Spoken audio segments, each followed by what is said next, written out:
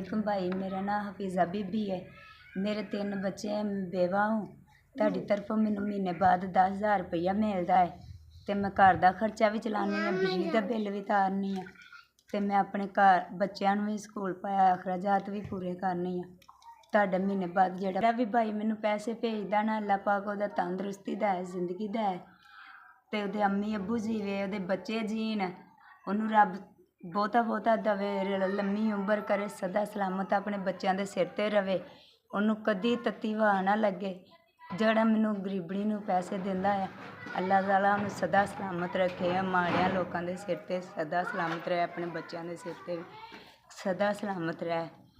ਉਹਨਾਂ ਨੂੰ ਨਾ ਸਾਰੀਆਂ ਟੈਨਸ਼ਨਾਂ ਪਰੇਸ਼ਾਨੀਆਂ ਤੋਂ ਦੂਰ ਰੱਖੇ, ਉਹਨੂੰ ਦੁੱਖਾਂ ਤਕਲੀਫਾਂ ਤੋਂ ਪਰੇਸ਼ਾਨੀਆਂ ਤੋਂ ਦੂਰ ਰੱਖੇ। ਅੱਲਾ ਪਾਕ ਉਹਨੂੰ ਹਰ ਇੱਕ ਖੁਸ਼ੀ ਨਸੀਬ ਕਰੇ। ਅੱਲਾ ਪਾਕ ਉਹਦੀ ਤੰਦਰੁਸਤੀ ਜ਼ਿੰਦਗੀ ਦੇਵੇ, ਲੰਮੀ ਉਮਰ ਕਰੇ।